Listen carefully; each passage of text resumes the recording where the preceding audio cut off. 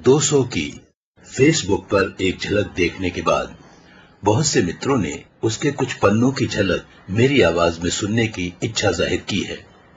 आपकी इच्छा का सम्मान करते हुए मैं इसके तीसरे पन्ने को, जिसका शीर्षक था सर्वश्रेष्ठ लेख, प्रस्तुत करने जा रहा हूं। वैसे तो इस पन्ने में प्रति सप्ताह एक ही लेख पढ़ा जाता था, पर रेडियो पत्रिका 200 चूंकि विशेषांक थी, इसलिए इसमें 3 लेख शामिल किए गए थे। सुनते समय ध्यान रहे कि ये लेख करीब 42 वर्ष पहले लिखे गए थे। पहला लेख था प्रतापगढ़ राजस्थान के सत्यनारायण सविता का। शीर्षक था अवसर को अपना बनाइए। उन्होंने लिखा था, हमारा भविष्य पर्दे से ढका हुआ है। कोई नहीं जानता कि कल क्या होगा। इसे न जानने के कारण ही जीवन का इतना महत्व है। इसे न जानने के कारण ही पौरुष और साहित्य की इतनी आवश्यकता है। बहुत से लोग भाग्य के भरोसे बैठे रहते हैं। वे कहते हैं जो होना होगा वही होगा। हमारी सारी चेष्टाएं बेकार हैं।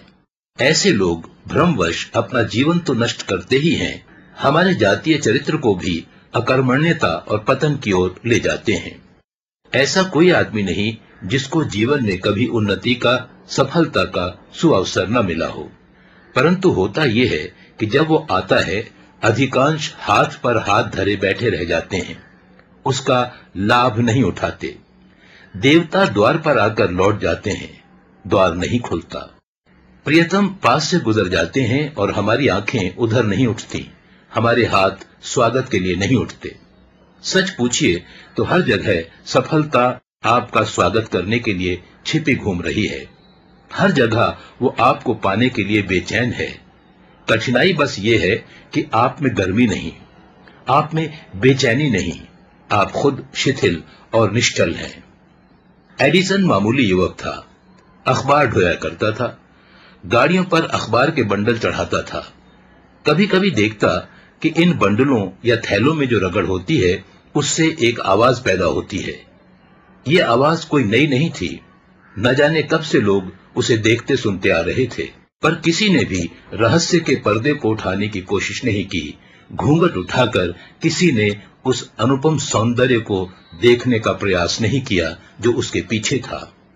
ये एक मामूली बात थी, पर उस मामूली बात के पीछे वो युवक पड़ गया और ग्रामोफोन का आविष्कार करके ही दम लिया।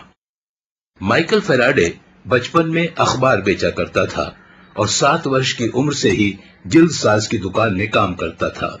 एनसाइक्लोपीडिया की जिल्द बांधते समय उसकी निगाह बिजली संबंधी एक लेख पर पड़ गई।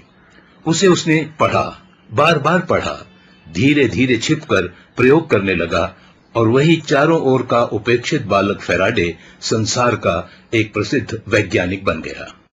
वेपिन ने ठीक ही लिखा है कि सर्वोत्तम मनुष्य वे नहीं जो अवसरों की बाट जोहा करते हैं, परंतु वे हैं जो अवसर को अपना बनाकर छोड़ते हैं। ऐसा कोई व्यक्ति संसार में नहीं जिसके पास एक बार भी भाग्योदय का अवसर न आता हो। अगला लेख है कोरबा के ए अजीज खत्री का भेजा हुआ। मैं चल रहा हूं पिताजी, मुझे आशीष दीजिए। मां, तुम तनिक भी चिंता मत करो, तेरा ये लाल दिन चढ़ने से पूर्व ही सफल होकर लौटेगा। विजय का सेहरा मेरे माथे पर होगा। तभी पत्नी घर के खाली बर्तन रूपी मंगल कलश दिखाती है। मैं गाढ़े अनुराग से उसकी ओर देखने लगता हूं।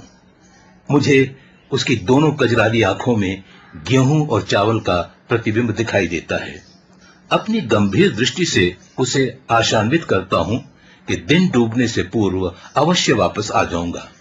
पत्नी मेरी दृष्टि को अपनी दृष्टि से पढ़ लेती है और जल्दी ही असंख्य मुस्कानें बिखेर देती है। मैं उससे विदा मांगता हूं, तभी पत्नी दौड़कर मेरे महान शस्त्र मुझे सौंपती है। मैं अपने महान शस्त्र धारण करता हूं, एक हाथ में खाली झोला, दूसरे हाथ में राशन कार्ड, और तब मैं युद्ध क्षेत्र राशन की दुकान की ओर प्रस्थान करता हूं। लाइन में खड़े होकर दिन भर भीषण संग्राम करता हूं। घर में सभी पल पल मेरी प्रतीक्षा करते हैं। उनका ये वीर प्रतिनिधि दिन ढलने से पहले तो नहीं, हाँ, काफी रात गए घर लौटता है। टूटे धनुष, और क्षत विक्षत कवच की तरह राशन कार्ड खाली झोला एक कोने में फेंक देता है। तब बीते हुए कल जैसा सारे घर में सन्नाटा छा जाता है, जैसे एक राजा अपनी संपूर्ण सेना को युद्ध में झोंककर चोरी से अपने तहखाने में आकर छिप गया हो। तीसरा लेख पेटरवार के शांति कुमार जैन ने भेजा था। इन्होंने बड़ा ही हास्यास्पद लेख भेजा है, मजा आएगा आपको सुनकर। एक बार मैं बालूशाही की सड़क पर चला जा रहा था कि रास्ते में एक शरबत की दुकान मिली। उस पर समोसे की नाव तैर रही थी। गुलाब जामुन के पतवार का सहारा लेता हुआ मैं नदी की दूसरी ओर पहुंचा तो सामने मिश्री लाल जी का महल खड़ा पाया। उस महल के पहरेदार लड्डू राम जी पेठे की बंदूक ताने खड़े थे। किसी तरह मैंने उसमें प्रवेश किया और मालपुए मंत्री जी के साथ मैं वहां चला गया जहां चमचम की तकिया लगाए जलेबी रानी विश्राम कर रही थी। अब मैं लाचार था। बगल में खड़े पेड़े राजा भी आग बबूला हो उठे। राजा ने मुझ पर रसगुल्लों का एटम बम फेंका। मैं चिल्लाता हुआ भागने को तैयार हो गया और ज्यों ही मैंने झटके के साथ करवट ली तो अपने आप को पलंग के नीचे पड़ा पाया। तो दोस्तों, रेडियो क्रमांक 200 की पृष्ठ 3 की ये झलकियां मैंने आपको पेश की। शायद आपको पसंद आई होंगी। कल मैं आपसे फिर मिलूंगा कुछ और यादगार घटनाओं के साथ। तब तक इजाजत, नमस्कार, शुभ रात्रि, शब बखैर, शुभ रात्रि।